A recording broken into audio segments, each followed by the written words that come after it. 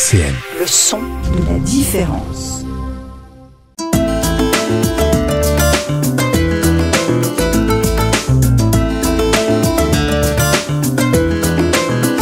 Les masques tombent sur RCN. Bonjour à toutes et à tous et bienvenue dans Les Masques tombent, l'émission où on parle de culture et de vie associative à Nancy et aux alentours. Vous pouvez nous retrouver en vidéo sur YouTube et en podcast sur le site de la radio www.rcn-radio.org. Aujourd'hui, je reçois Baptiste Cotupoli, un photographe nancéen. RCN, Les masques tombent, Elisa Gautron. Bonjour Baptiste.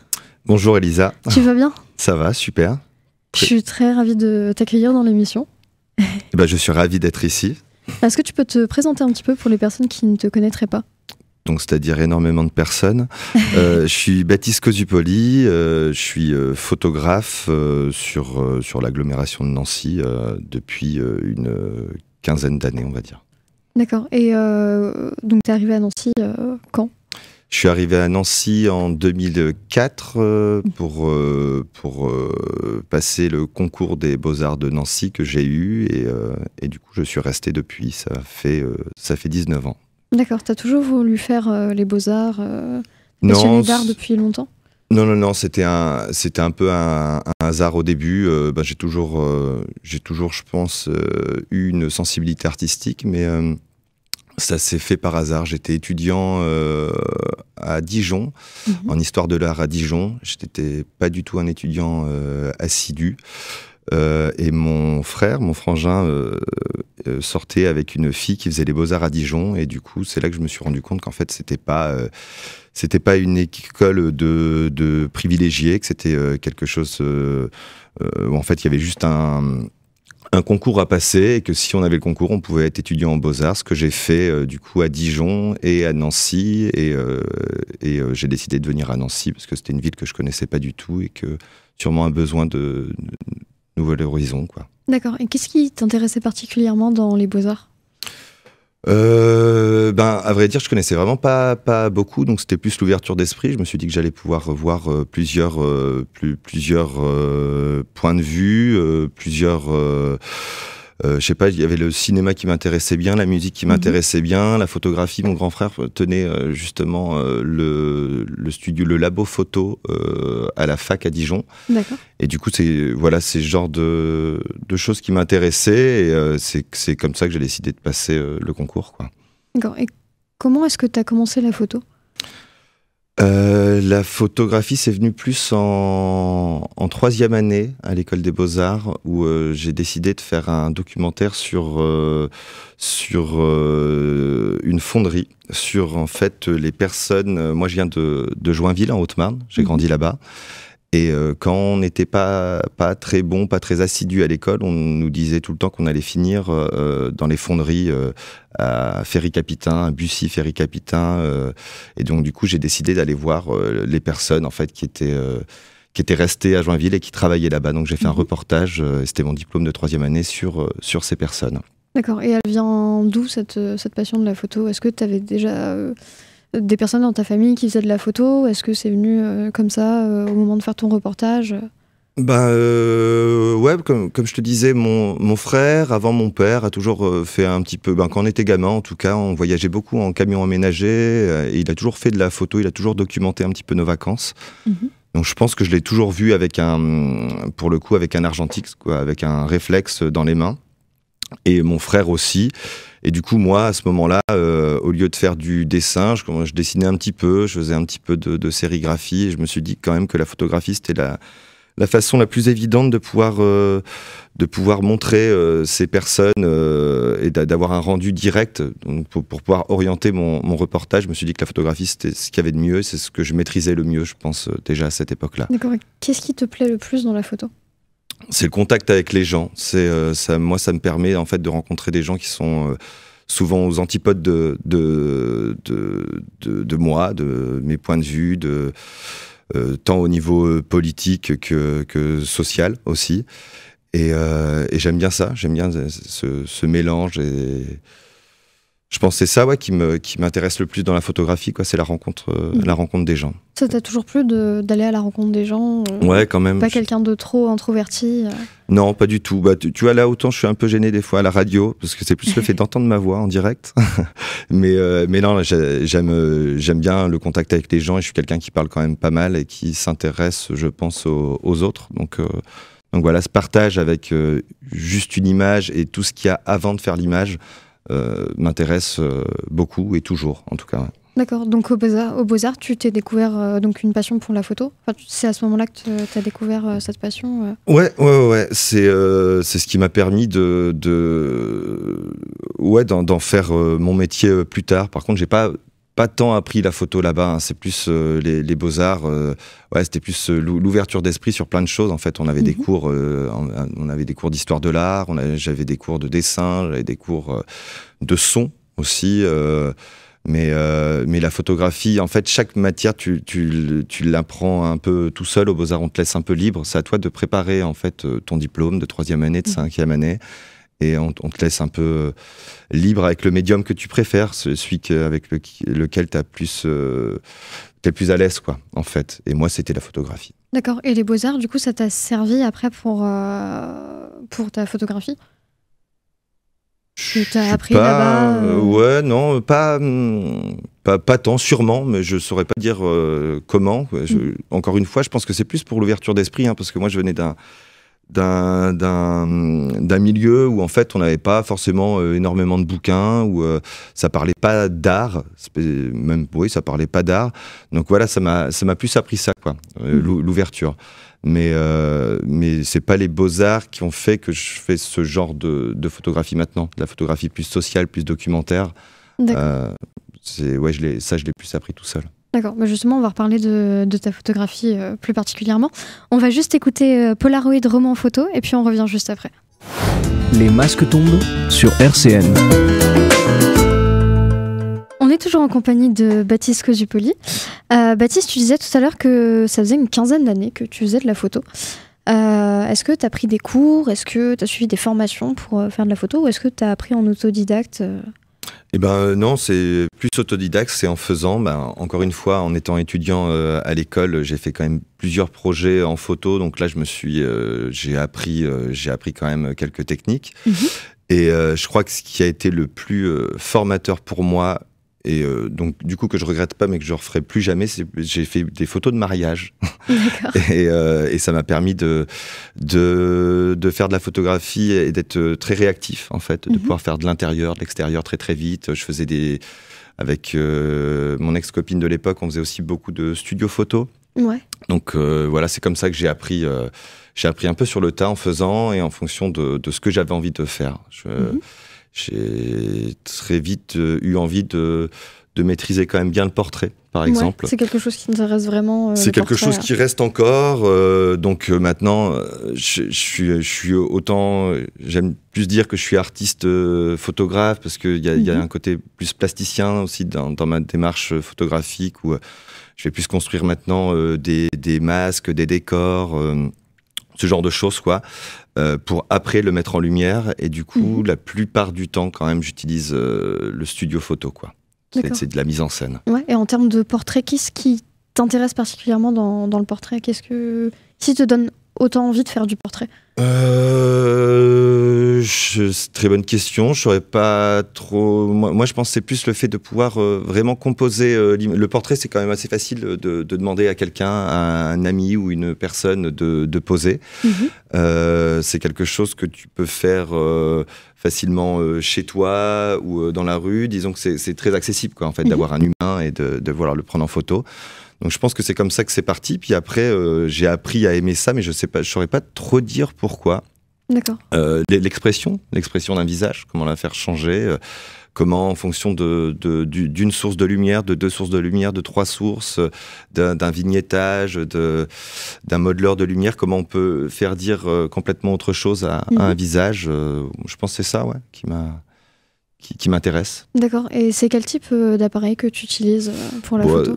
Alors, moi, je travaille principalement, maintenant presque que, avec un réflexe numérique, donc un réflexe pro numérique. On ne va pas citer de marque parce qu'ils sont tous bons. Ouais. Mais voilà, je travaille beaucoup au 35 mm fixe. Mais ça peut changer, ça peut varier. Je sais pas, je pense que je suis pas très... j'ai pas vraiment envie que la technique soit quelque chose qui joue trop un rôle dans ma photographie, même si tu vas dire photographe professionnel, pas professionnel. Ça m'intéresse pas trop. Je pense pas que la technique, ça soit très important. À la fin, on acquiert de la technique, mais moi j'ai commencé, j'avais zéro technique. Par contre, j'avais une envie, et ça a fait des images dont je suis pas fier maintenant, mais en tout cas qui ont du sens. Ouais. Par rapport à ce que je voulais dire à l'époque. Et quand je donne des cours de photo, des petites formations de photo, on voit la technique juste après. Moi, j'ai plus envie de savoir ce qu'ils ont envie de faire, où je donne un sujet et comment ils y répondent. Et après seulement, on voit la technique. Voilà. Sinon, la technique devient un peu un frein, j'ai l'impression. Ouais, il faut pas trop penser à la technique. Enfin, il faut quand même aussi penser à son envie. Voilà, j'explique comment marche un appareil photo. Mais après, ça peut te bloquer. On peut être un peu frustré si on n'a pas toute la technique. Alors que si on n'y pense pas directement, ben on va faire. Et faire, c'est le plus important. D'accord. Et donc toi, tu parlais de la différence entre amateur, entre gros guillemets, et professionnel. Toi, tu es professionnel, du coup, professionnel, tu es photographe à ton compte. Ouais, voilà, dans le sens où c'est mon gagne-pain, où je gagne ma vie qu'avec la photographie. Ouais. Donc voilà, à ce titre-là, je suis professionnel. C'est-à-dire que j'ai un numéro de siret, que mon numéro de siret a un rapport avec ma pratique artistique. Donc voilà, je suis artiste-auteur et ça c'est mon statut, et photographe sur le papier. Voilà. D'accord. Et donc tu as un studio photo Eh ben, j'ai pas un studio photo comme à l'époque où les photographes avaient pignon sur rue. Moi, j'ai tout le matériel nécessaire pour pouvoir déplacer justement mon studio photo. Parce que ouais, j'ai quasiment toujours le studio photo au cas où j'ai besoin de rajouter de la lumière à ma prise de vue. D'accord. Je me suis équipé d'un matériel que je peux transporter, en fait, qui marche sur batterie. Mais c'est vraiment le matériel... de base du photographe qui aurait pignon sur rue pour le coup. D'accord, t'as pas le matériel qui coûte des 1000 et des 100 Ben, ça représente un petit peu, sauf que vu qu'il est bien amorti depuis le temps que je fais ça, je m'en rends plus, et puis sûrement qu'il doit être dépassé pour certains photographes. Ouais. Mais moi, il marche très très bien, et par rapport à ce que je fais, ça suffit largement. Mais non, mais c'est déjà du très bon matériel. D'accord, et donc tu dis que tu déplaces donc ton studio photo, que tu essayes de rajouter des lumières, tout ça, même en extérieur. Est-ce que tu fais des retouches? Est-ce que tu essayes de tout faire à la prise de vue? Mon idée de base, même quand je fais un studio photo en intérieur, c'est de tout faire à la prise de vue, en fait. Quand on commence à faire trop de retouches, ça se voit, c'est pas beau, moi ça m'intéresse pas des masses. Et si j'interviens justement avec une lumière directement à la prise de vue, c'est pour faire le moins de post-production, quoi. Pour retravailler le moins possible l'image derrière sur le logiciel. Après, comme tout photographe qui travaille en numérique, mais comme à l'époque où on devait travailler en labo, j'utilise un logiciel, mais c'est des petites retouches, de lumière, c'est c'est pas plus ombres. Que ça. Voilà, ça. J'ai pas d'intérêt, ou ça voudrait dire vraiment que je suis très mauvais en photo et que j'ai besoin de tout refaire. Ouais, tu te raccroches pas vraiment aux retouches, tu te raccroches surtout à la prise de vue. Un petit peu de recadrage, encore le moins possible, parce que voilà, l'idée c'est quand même d'avoir ton cadrage au début. Un petit peu de lumière, récupérer par exemple un ciel. Je suis en extérieur, il y a un ciel qui va être un petit peu surex parce que le modèle, je l'avais envie de l'avoir bien exposé, mais voilà, je peux avoir un ciel un petit peu surexposé, donc je vais le récupérer un petit peu sur le logiciel pour retrouver le bleu, retrouver les nuages, ce genre de choses. D'accord, oui, mais tu ne dois pas faire des grosses retouches sur tes photos. Non, ça pourrait être sur un travail, un autre sujet, mais là, par rapport à ce que je fais, non, ça s'y prête pas. Ouais, tu essayes de rester dans quelque chose de très naturel. Ouais, le plus possible. Je travaille un peu, donc voilà, j'ai dit que je faisais beaucoup de portraits. J'ai eu deux travaux photographiques photographique que j'ai fait avec 2 autres personnes, Mélanie Tisserand et Victoire Vincent, qui sont des travaux plus sur du paysage, sur des longs temps de pause, où là encore tout était fait à la prise de vue, alors que quand tu vois les photos, tu as vraiment l'impression qu'il y a énormément de retouches, alors que c'était des longs temps de pause avec des lampes de poche et des gélatines de couleur où on venait éclairer des arbres. D'accord. Et un autre où là il y avait de la retouche, mais parce que avec Victoire Vincent, où là j'ai fait une photo dans la campagne lunévilloise où on mettait en lumière, c'était juste, je sais pas, ça pouvait être des poteaux électriques, et où tout l'univers était retravaillé pour en faire un visuel assez extraordinaire. Donc où là les couleurs étaient retravaillées, mais par la graphiste pour le coup. D'accord. Voilà, là c'était une volonté, mais ça venait pas de moi. Moi, la photographie était basique et la mieux possible à la prise de vue. D'accord. Alors, tu travailles en ce moment sur un projet un peu particulier qui s'appelle ILO. On va en reparler, mais juste avant, on va écouter Make It Up et puis on revient pour en parler juste après.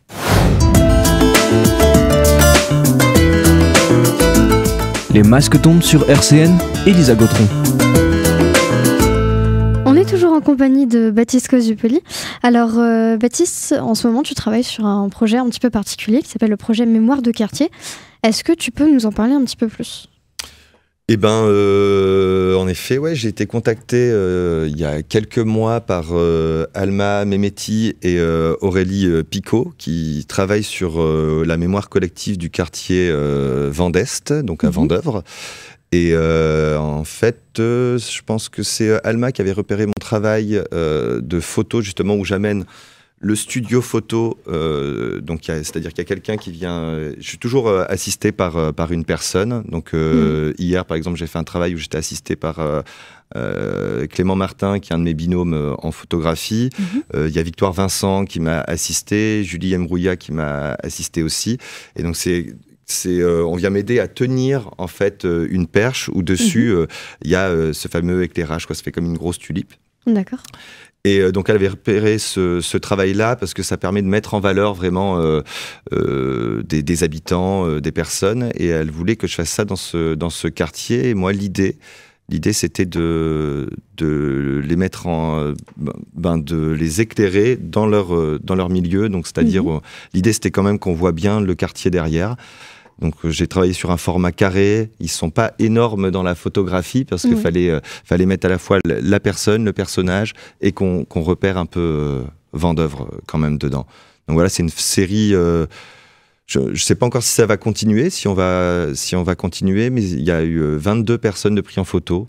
Très souvent des personnes qui avaient un lien avec le quartier, que ça soit au niveau social, au niveau culturel, ou que ça soit tout simplement des habitants qui ont habité là-bas, qui ont été amenés à déménager par rapport au fait qu'il y a des bâtiments donc qui vont être démolis, d'autres. Voilà.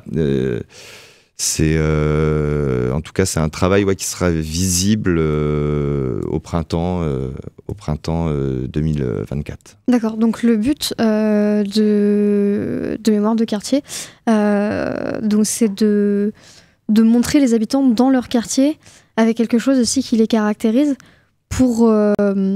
Par rapport au changement qu'il y a eu dans les quartiers. C'est de la mémoire, ouais. C'est clairement un travail de mémoire. C'est pour ça que j'ai eu plus de personnes qui étaient à la retraite que de personnes actives, par exemple. Tu vois, parce qu'il y a vraiment dans cette histoire d'ILO, qui veut dire histoire locale, la volonté de mémoire de quartier, la mémoire du quartier Vendeste, Forêt-Noire, il me semble, et de Étoile, ouais. Donc du coup, on a pu se rencontrer des personnes qui avaient quelque chose à dire sur l'histoire du quartier, pas sur ce qui s'y passe tant maintenant. Voilà, c'était plus sur l'histoire. Et voilà, donc du coup, moi, ça m'a permis de rencontrer aussi des personnes que je n'aurais pas rencontrées directement, des fois parce qu'elles habitent même plus le quartier, elles ont déménagé, ou parce que je suis pas dans le réseau non plus, quoi. Donc ça m'a permis aussi de découvrir ce quartier. D'accord, et tu as fait combien de photos à peu près d'habitants ? Et ben là, c'est ce que je te disais, on en est à 22 parce que en fait elles vont être exposées dans les sucettes de co, là, dans les affichages, dans les panneaux publicitaires. Ouais. Et c'était un réseau de 22 panneaux. Donc voilà, il me fallait déjà sur 22 portraits. D'accord, donc c'est quand même assez conséquent. Ouais, aussi comme c'était, projet. c'était bien prenant. Ouais. C'était super, en tout cas, de rencontrer toutes ces personnes. Ouais. Là, actuellement, du coup, tu as fini de prendre les photos Hier, j'ai terminé. Alors, on ne sait pas encore si ça sera une première session ou si on va s'arrêter là, en tout cas au niveau photographique. Mais ouais, j'ai fini hier. D'accord. Donc, on pourra retrouver Aurélie Picot, d'ailleurs, la semaine prochaine dans l'émission Dialectique de vendredi, le 22 décembre, avec Lionel pour parler plus en détail de Lilo et de Mémoire de quartier. Voilà, alors Baptiste, on peut te retrouver sur les réseaux sociaux, suivre un peu ton travail. Ouais, on peut. Je suis très mauvais pour ça, mais il y a quelques années, on m'a fait un Instagram et maintenant je suis un petit peu addict, c'est vrai. Donc voilà, on peut me suivre sur Instagram, Baptiste Cosupoli, Batcosu. Super, merci beaucoup Baptiste. Merci à toi Elisa. Et puis on va se quitter en écoutant À la même place de Dominique A. RCN, www.rcn-radio.org